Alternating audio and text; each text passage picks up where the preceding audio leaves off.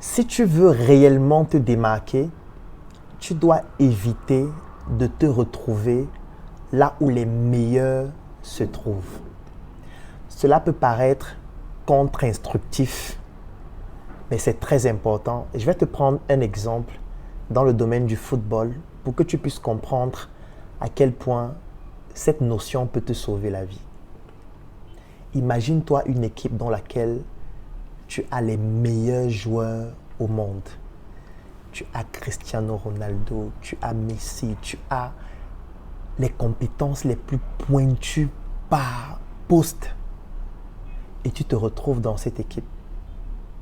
La conséquence, c'est que tu seras au banc. C'est certain. Ça veut dire que tu vas régulièrement les regarder jouer parce que ce sont les meilleurs, parce qu'ils s'entraînent comme des robots, parce qu'ils ont des objectifs de dingue. Du coup, qu'est-ce qui va se passer? Tu vas perdre en visibilité. Parce qu'au final, puisque toi tu es toujours au banc, eux ils seront au stade, eux ils vont toujours démontrer de quoi ils sont capables, ils vont se challenger entre eux parce que encore entre eux, ils auront l'envie d'être le meilleur.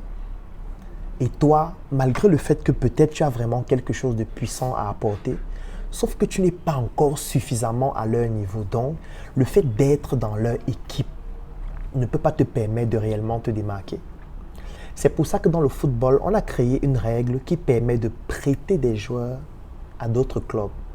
Ça veut dire dans le football, comment ça se passe? On va prendre un joueur qui est dans une équipe dans laquelle il ne peut pas être titulaire parce que ceux qui sont au stade sont extrêmement compétents.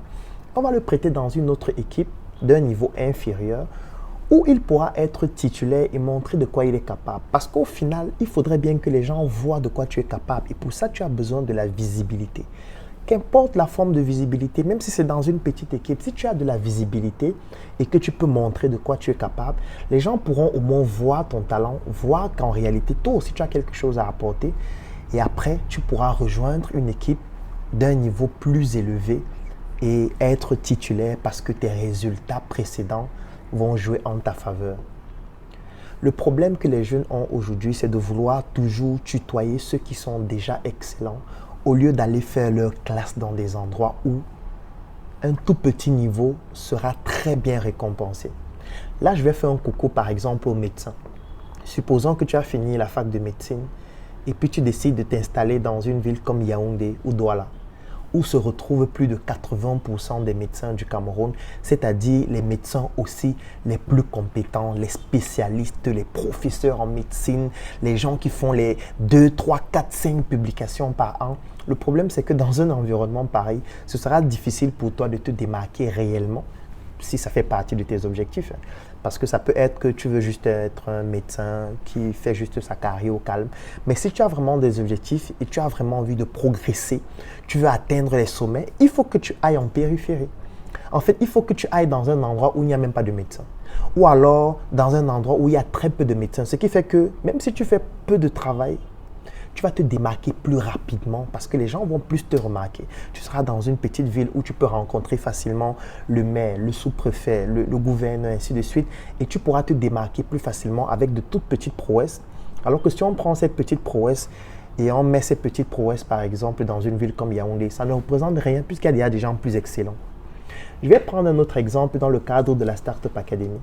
La Startup Academy a un siège à Yaoundé, un siège à Douala, un siège à Tchang, un siège en Côte d'Ivoire, plus précisément à Abidjan. Très bientôt, on va inaugurer notre siège au Bénin, ainsi de suite.